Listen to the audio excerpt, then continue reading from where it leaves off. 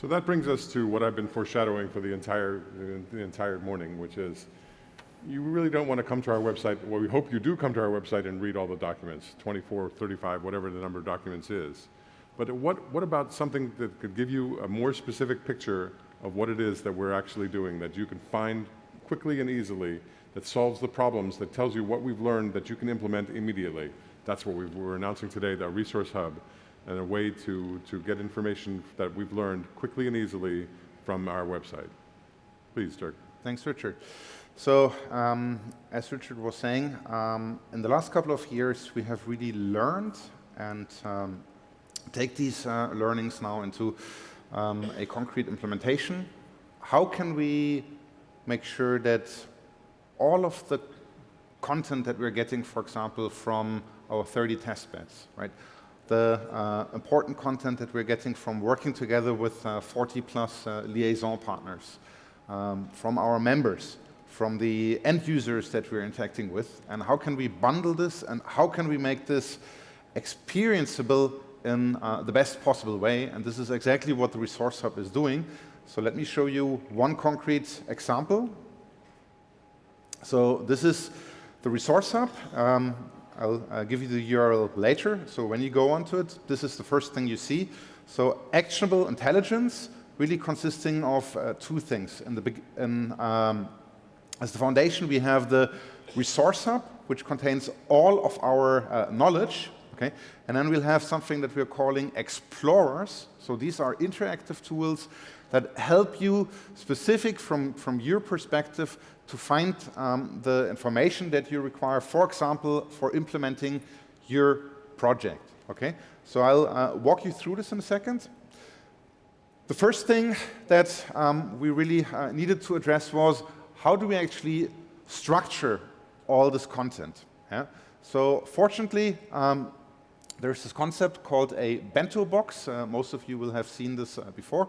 I think this is something that was invented in Japan. So it's a nice way to basically get all the different bits and pieces that make up a brilliant lunch together in a what's called a bento box, or as I learned last night, a box, because apparently bento means already box. But here you go. So we've taken this idea and we've created a bento box for the IIC. So basically, if you go into the system and you drill down, you go into the Resource Hub, the first thing that comes up is this, if you like, IIC bento box that shows how, for example, our business strategy perspective, business model innovation, and the different frameworks that we have, for example, the reference architecture, fit together, and it provides a visual way of navigating them. So you can see here, for example, we're drilling down into the reference architecture with its different layers, implementation viewpoint. Again, we can drill down, we see the implementation viewpoint here, etc. Again, and then, for example, looking at one of the patterns that came out of our technology working group. Okay? So this is one way of actually navigating the system using this bento box metaphor to be able to orchestrate and organize our content in an easily accessible way. Now, another key thing that the IIC does is it actually helps people to communicate more effectively with each other. So this is not only about different languages like English or Chinese or Spanish, of course. Yeah? This is also about translating the different languages used, for example, by the IT people, by the OT people, by the business people, and so on. So obviously, in order to facilitate this, what we need is a glossary or vocabulary. So again, a feature of the Resource Hub, and based, of course, on the results from the vocabulary workgroup. So you can see here from A to Z, or well, A to V really, everything you need to know about the industrial internet, including important definitions such as safety and where they are actually coming from. Okay, so this is the foundation for the different documents that you saw earlier on.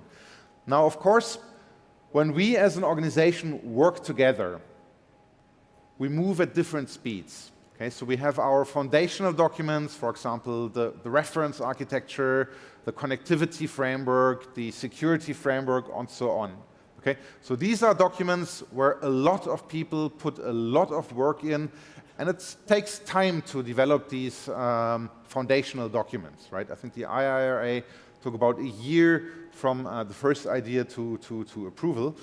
And of course, this is important because these are long-lasting documents, yeah, that really put in the foundation. But then on the other hand, a lot is happening, right? I mean, sometimes difficult to actually watch so fast as things are emerging, right? So blockchain comes around the corner, AI comes around the corner, et cetera, et cetera. So how do you deal with this?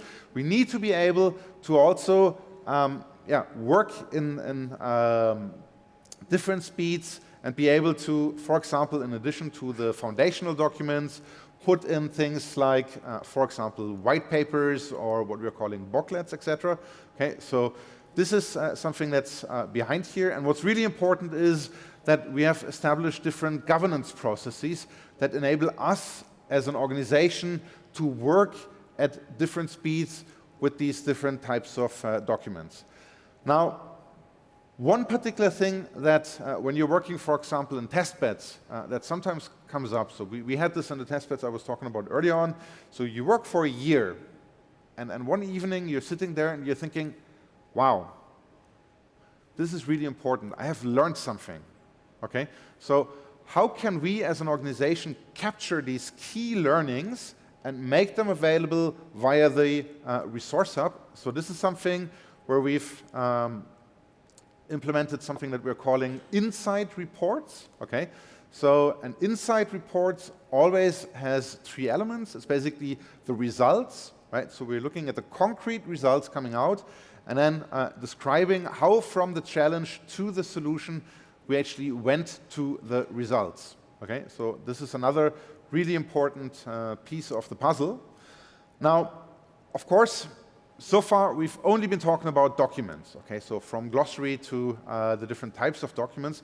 But of course, at the end of the day, the real work from a project perspective is done in the test beds, okay? So again, it's really important that we were able to also add all the test beds in a way to the Resource Hub that the test beds are actually interlinked with all the other content that you're seeing. Okay, so here we have all the test beds. We have now featured test beds. Let's go back to the one I was talking about earlier on, track and trace. Okay, so you can see here now, track and trace is a part of the Resource Hub.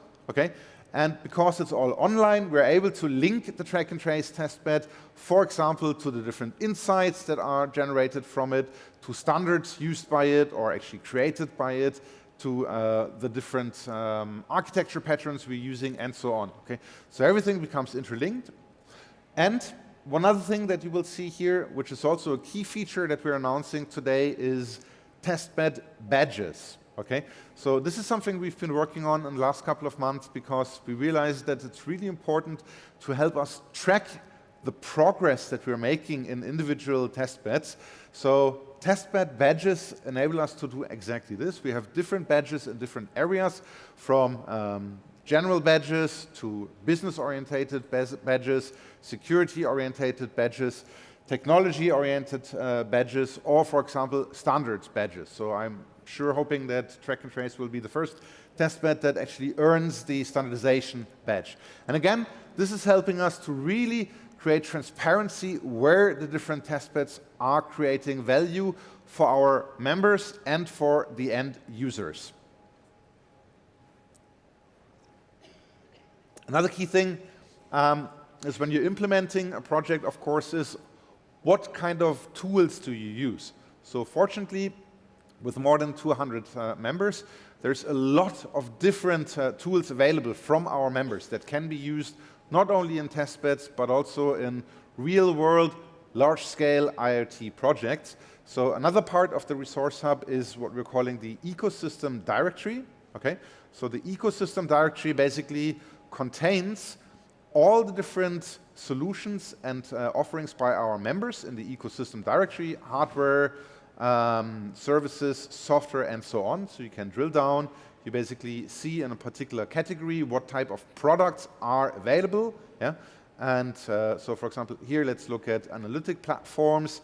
And very importantly also, where do these products, again, fit in within the IIC landscape. For example, how are they supporting different architecture patterns that we have defined? Okay, so here we see, for example, the mapping of different member products to our reference architecture patterns to make it easy to understand where the different products can actually create value when you are implementing your project.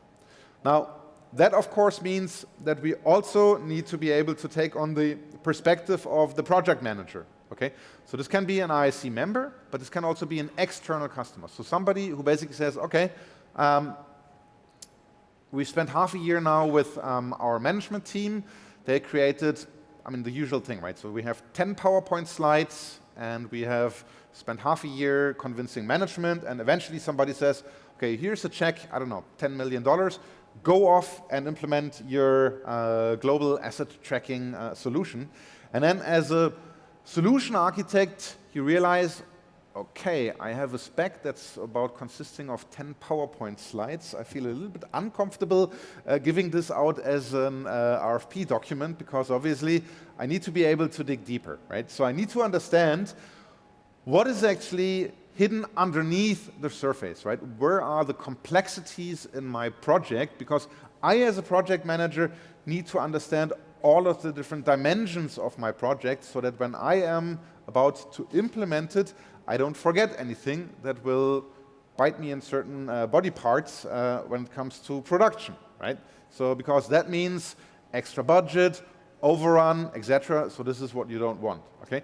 So I'm glad to announce today that as part of the Resource Hub, we have implemented something that we're calling actionable intelligence, okay? So you start what we're calling the Project Explorer, and you get this neat little tool here. So as you can see here, we've been looking at the Resource Hub. Now we're looking at the Explorer, which is kind of like the interface between the project team and the content. And this Explorer really guides you through a detailed analysis of your project requirements based on the collective experience of all of the IIC members. Okay? And that's hugely important because it means for you as a project manager, you can really build on this knowledge to make sure that you're fully understanding the complexity of your project, the different pitfalls in it, and that you're not forgetting anything. Okay? So when you start this tool, we explain to you how this works. The next thing that we explain to you is we're going to ask you a lot of questions, but don't worry, we will not store any of this information on our servers. This is also really important, right? So this is not a secret way for IIC to get knowledge about your project. Everything will stay locally saved in your browser. Okay, you can export it, you can save it, but we're not touching this data. This is, of course, important because when you're about to spend a lot of money on your project, you need to be able to keep control over this data. Okay. Next thing is you can either create one of, you can use one of our example projects, or you create a new project. Okay, and the first thing here is we ask a couple of basic things. So let's assume we want to look at an asset management solution here I was talking about earlier on. The next decision you need to make as a project manager is how deep do you want to go? I mean, is this something you're doing on the side, right? So you're spending only, I don't know, half an hour initially to get a rough feeling, or is this something where you want to dig deeper? Is this something where you want to use this as a tool for a one-day workshop with all of your key stakeholders to come out of this workshop after one day and have a first deep understanding of your project and all the different aspects that you need for planning? So we give you some options here, right? So you can do the quick assessment, you can do the standard assessment, or if you are actually an IIC member, you can also do the detailed assessment. I think this is also really important. We opened this up for non-IIC members. Okay, so the first two types of assessments you can do as a non-IIC member. The third one, where you dig really deep, you actually have to be a registered IIC member. So let's, in this example, pick the quick assessment. So the quick assessment consists of approximately 30 different questions related to all different aspects of your IoT solution. to make it really easy for you to always understand where we are in this process of asking you these questions, we have created what we're calling a solution canvas. So the solution canvas basically shows you, well, you're starting in the field, you're deploying your assets in the field, you have local communication in the field, you have fog or edge computing capabilities in the field, you have connectivity to the backend, you have your IoT backend solution, you integrate with your enterprise applications, you support your enterprise processes and users, and you're doing all of this in an environment where, of course, you need to make sure this fits into your organization, this supports the life cycle of all of this, etc. So this is roughly the landscape of what we're looking at, and then we can drill in, and we're basically starting with the different questions. Here, starting with your asset category, in this case, excavators. Okay, so for example, we ask you what's the number of assets you're deploying, what's the value of the assets, what's the economic value of the assets, etc. What's the information model we're looking at? We're browsing through this rather quickly because, as I said, there's a lot of questions and we don't have half an hour to do it. But you can see, right, so we're asking you all of these different questions, and the first thing that you'll see after you have gone through this is you get a high-level assessment. Okay, where are the hidden complexities in your project from an OT perspective, from an enterprise backend perspective, the system-wide challenges, the project environment. Everything is rated on a scale from 1 to 4, and you can see here on a very high level already a quick assessment of your project. Now, of course, you need to be able to drill down, and basically get a playback of all of the data that you put in. Okay, so this is basically now a detailed assessment of your project. These are basically all the non-functional requirements of your project. Okay, so this information is really valuable because, for example, you can use this in the next step of your project, which is typically the RFP, request for proposal. So remember earlier on we said, okay, somebody gave you a PowerPoint presentation and a check, so now you need to spend the money. Of course, you need to spend the money wise, and most importantly, when you enter a contract, you have to make sure that there are no hidden doors in it, where you forgot about anything, because that typically further down costs you, right? So everybody knows the game.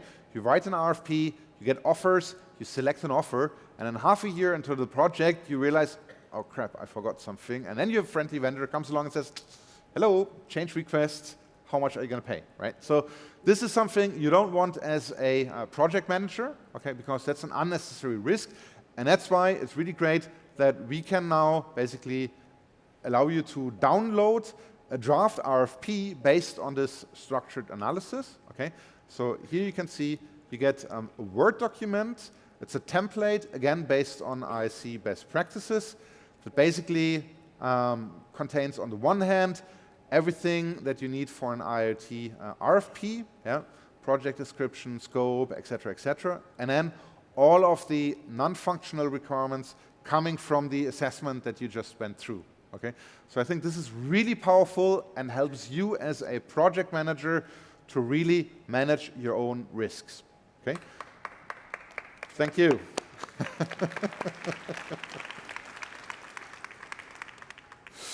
Okay. Another key thing here is best practices. So we were talking about the best practices coming out of our test beds, coming out of the different activities that we have at IIC. So what we want to be able is to link the information about your project to the IIC best practices. And again, this is supported by the tool.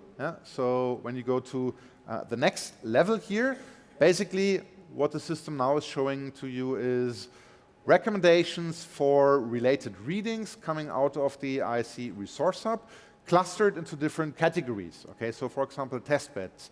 As Richard was mentioning earlier on, we have 30 test beds. You as a project manager might not have the time to read all the documentation related to all the 30 test beds, but through this intelligent recommendation engine, basically based on what we've learned about your project, we can now make a suggestion for what test beds should you look at to learn something about your own project, about your own problems. The same thing applies, for example, to insights. Which are the most important insights? Or take, for example, architecture patterns.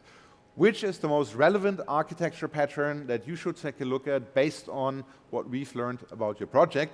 So basically what you can do is, in this example, for example here, look at architecture pattern, and the system will tell you, because we have learned these different things from you, we're telling you this is the pattern you should look at, okay?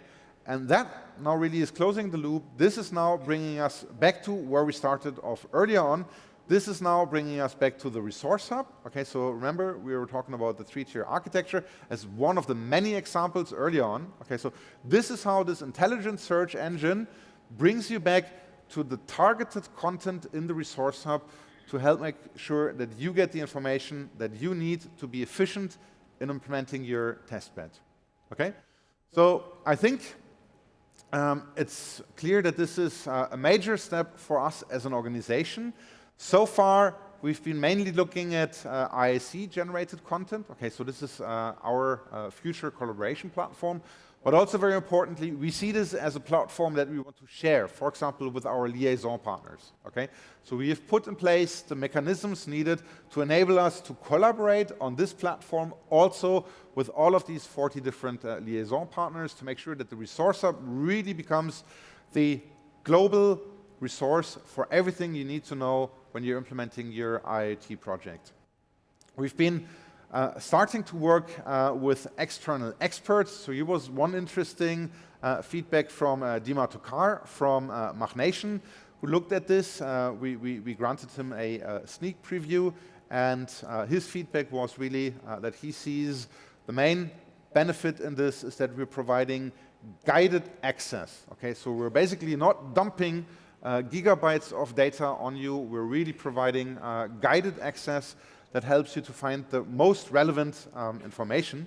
And of course, we want to be able to work with you. So every page that you can look at has a feedback button. So please use this to provide us feedback on the tool, on the content in it. And here it is, hub.iiconsortium.org. So go there, check it out, and let us know if this is useful for you. We sure hope so.